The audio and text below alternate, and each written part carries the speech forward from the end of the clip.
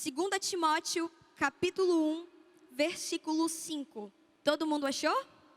Amém? Então vamos ler. A Bíblia nos diz o seguinte: pela recordação que guardo de tua fé sem fingimento, a mesma que, primeiramente, habitou em tua avó Lóide e em tua mãe Eunice, e eu estou certo de que também habita em ti.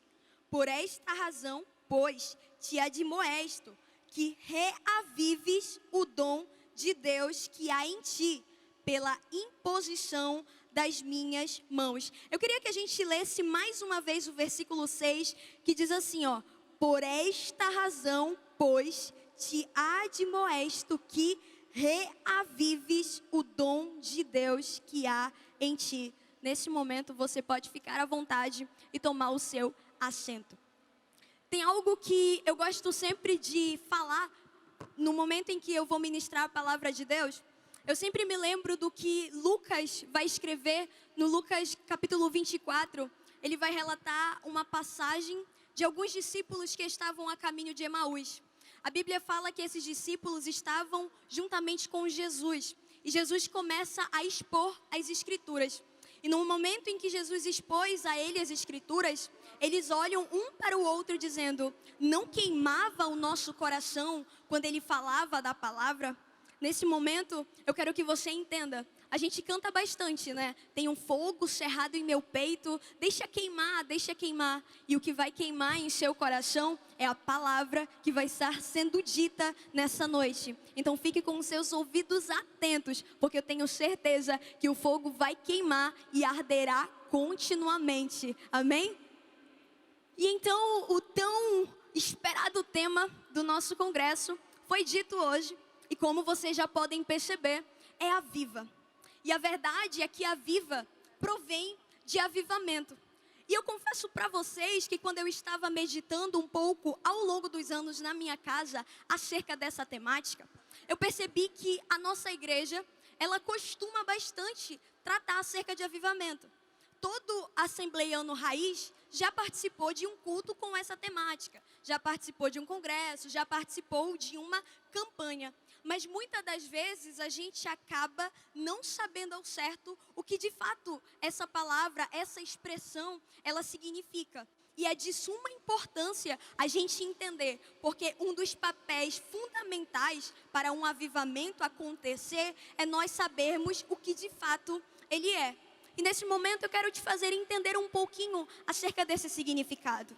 A verdade é que avivamento, aviva, vem do verbo avivar, que significa reacender. E de certa forma também significa trazer vida a algo que está quase morto. Significa retornar, significa acordar de um sono um pouco profundo. Significa, de certa forma, desabrochar uma flor que está querendo se retorcer. Ou seja, avivamento é trazer vida a algo que está quase morrendo. E eu penso dessa forma: se algo está quase morrendo ou está morto, é porque um dia já teve vida. E se algo um dia já teve vida, deve tornar a reviver.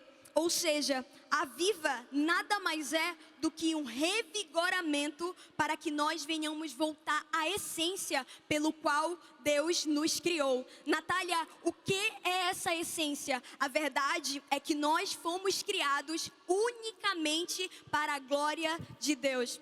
O que eu quero te fazer entender essa noite é que o Senhor falou muito ao meu coração. Avivamento é nós avivarmos a nossa adoração, para voltarmos a ter uma adoração genuína.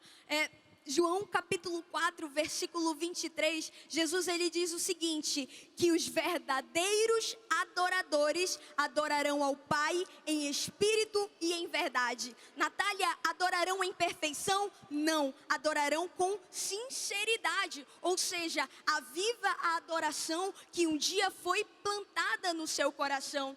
E a importância dessa adoração ser avivada na nossa vida é porque você se torna parecido com aquilo que você adora.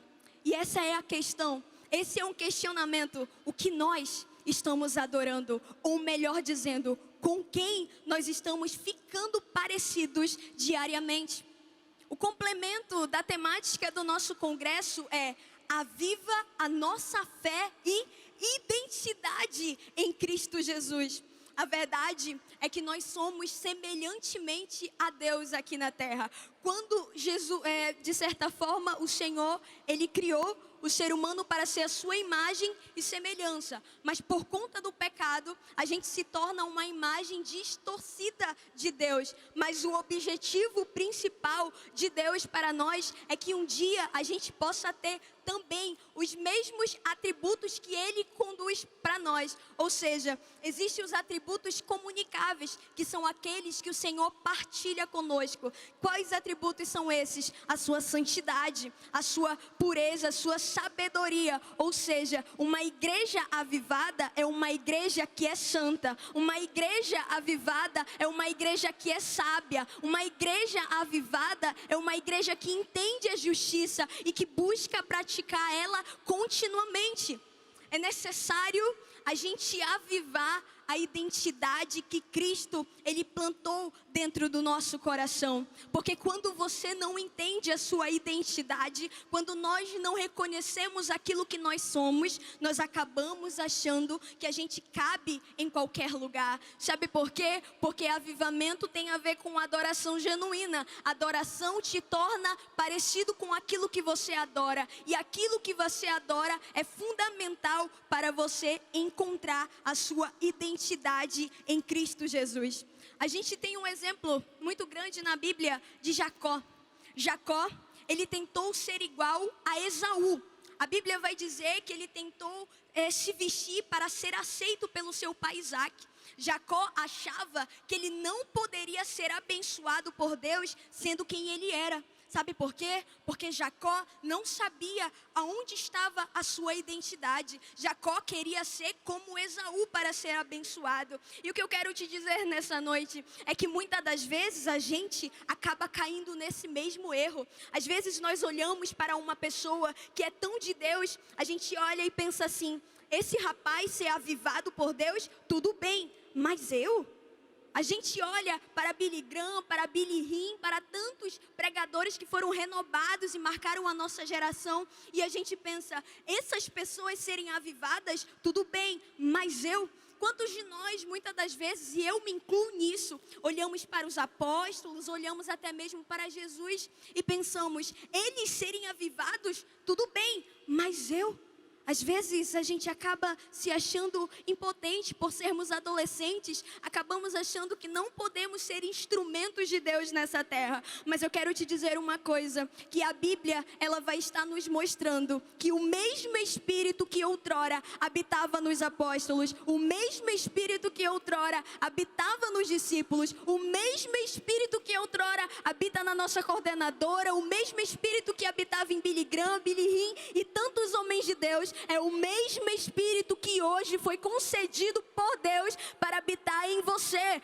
E foi concedido ali em Atos, no capítulo 2, na descida de Pentecostes, que é também um exemplo de avivamento. Eu quero te dizer uma coisa, o Espírito Santo, ele não vem. O Espírito Santo, ele já veio. Nós não estamos mais vivendo em tempo de promessa. Nós estamos vivendo em tempo de cumprimento. E o Espírito Santo, ele está presente em todo cristão genuíno. Ou seja, Natália, o Espírito Santo não está em casa, o Espírito Santo não está em templo, não, o Espírito Santo está em você, e é aí que Ele quer começar a operar o avivamento, é aí que Ele quer começar a avivar aquilo que um dia Jesus Cristo te prometeu. Ele disse que ia, mas Ele deixaria um outro Consolador, e Ele te capacitaria para fazer algo diferente na nossa geração.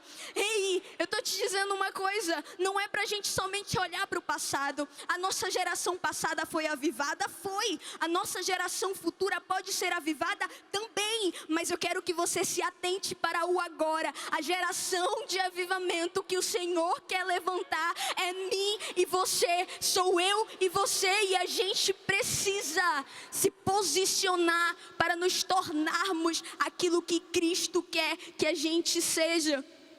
O contexto que a gente vê aqui de Timóteo, de Paulo, ele chega para Timóteo e ele fala: ei, Timóteo, te lembra daquilo que te fortes inteirado, te lembra daquilo que tu aprendestes com a tua avó, com a tua mãe, e reaviva o dom que há em ti. Ou seja, a gente aprende com a nossa geração, aprende, mas é algo que deve ser repassado continuamente, porque avivamento não fica preso somente a nós, avivamento é algo que nos faz repassar para as pessoas afora, e isso é necessário quando nós encontramos a nossa identidade em Jesus.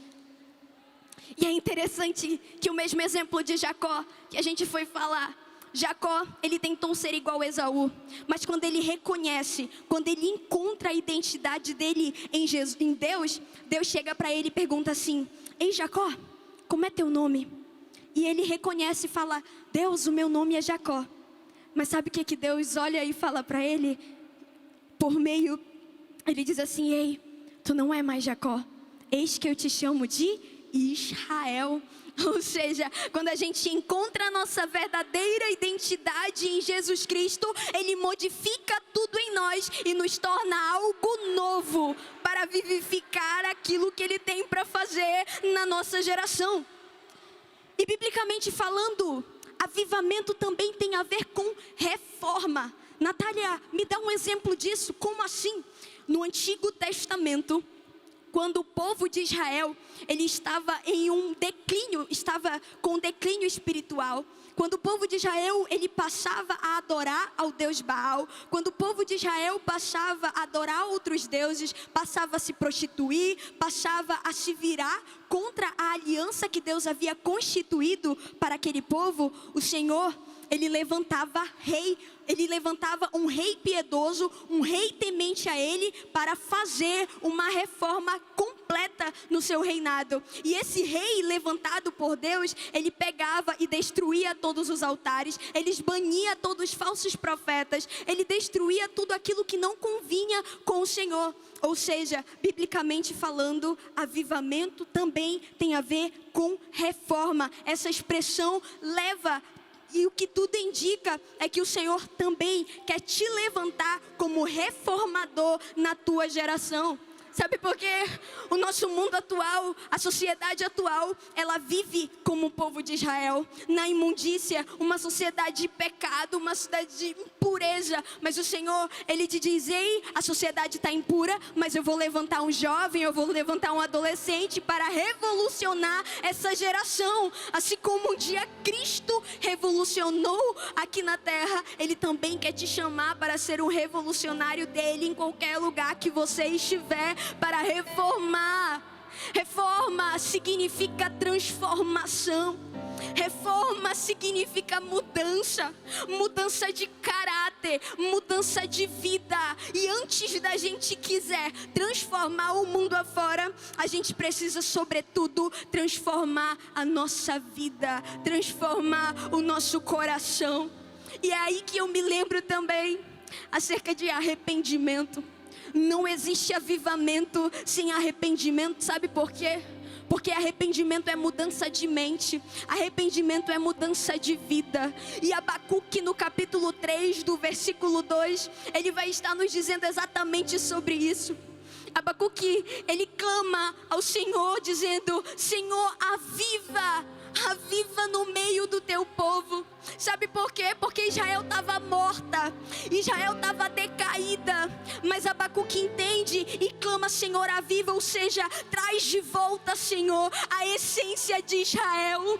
Talvez você se encontre como aquela nação, talvez você se encontre dessa maneira, mas o que o Senhor está dizendo: quer ser avivada, quer viver novamente, se arrepende e volta, muda tua mente, transforma, para que tu venhas pensar como um dia Cristo pensou. Muda, transformação. E eu parto do mesmo princípio do que Martinho Lutero. Ele diz uma frase muito interessante: que não voltar a fazer determinada coisa é a essência do mais verdadeiro arrependimento. Sabe o que ele está dizendo? Que arrependimento não é puro emocionalismo, que arrependimento não é quando você chora, não é quando eu choro e eu me incluo nisso. Arrependimento é quando a gente muda. Arrependimento é quando a gente toma uma decisão e diz: Senhor, eu pequei, mas eu não quero mais voltar a praticar essas impurezas que me afastam de Ti. E é isso que o Senhor busca de nós. Avivamento não é puro emocionalismo. Avivamento é mudança de vida. Avivamento é mudança de caráter. Avivamento é tornarmos a ter uma essência fundamentada unicamente naquilo que Cristo te chamou para ser. Não é tempo da gente brincar.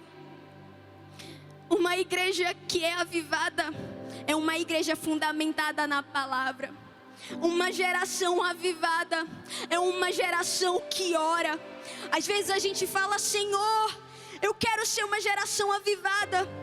Mas quando a gente passa uns 30 minutos orando: ah não, preguiça, Natália, não dá.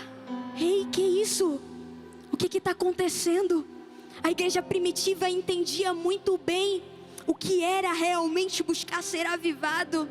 E é tempo da gente mudar esses conceitos. É tempo da gente parar de olhar para as nossas limitações. Às vezes a gente quer modificar o evangelho para agradar a nós mesmos, mas não é assim.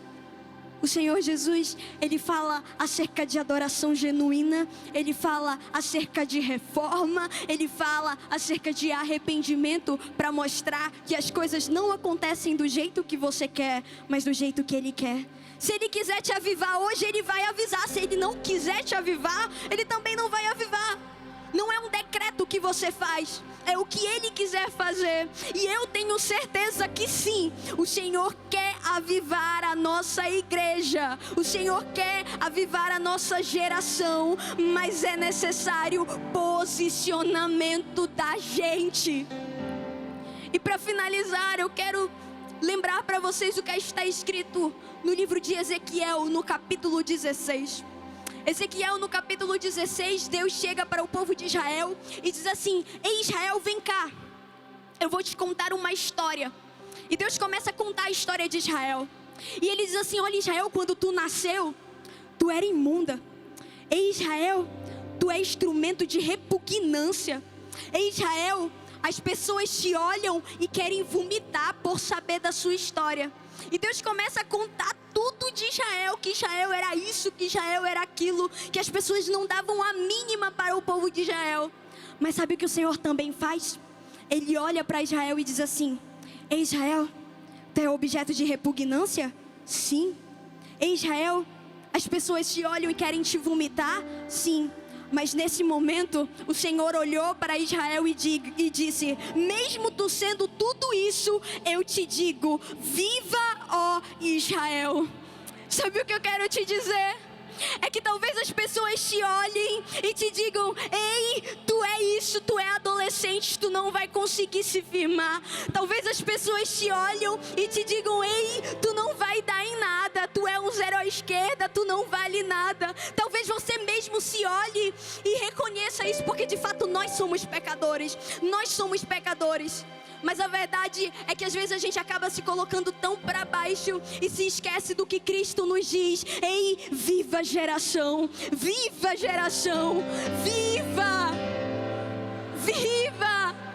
Não fique para baixo, não fique somente no fundo do poço. O Senhor quer te levantar, o Senhor quer te transformar, o Senhor quer fazer acontecer por meio de você e te dizer: viva, porque antes nós estávamos mortos em nossas impurezas, em nossos pecados, mas Ele veio ao mundo para te dar vida e vida com abundância. Tem uma frase de um autor desconhecido que ele diz o seguinte, essa frase, ela é magnífica, ele diz assim: a tragédia não é quando um homem morre, a tragédia é quando algo morre dentro de um homem enquanto ele está vivo. Ou seja, não deixe que a chama do avivamento venha morrer dentro do seu coração. Não deixa que a chama que o Senhor plantou venha morrer dentro do seu coração. Mas lembre do que Levítico no capítulo 6, versículo 13 vai dizer: que a chama arderá continuamente no altar e não se apagará. Ou seja, é sinal de constância. A chama vai arder no congresso, a chama vai arder hoje no lançamento, mas a chama não vai se apagar. Eu tenho certeza que quando você sair desse lugar, quando você sair daqui do centenário, você vai continuar ardendo pelo Espírito Santo que habitará dentro da sua vida.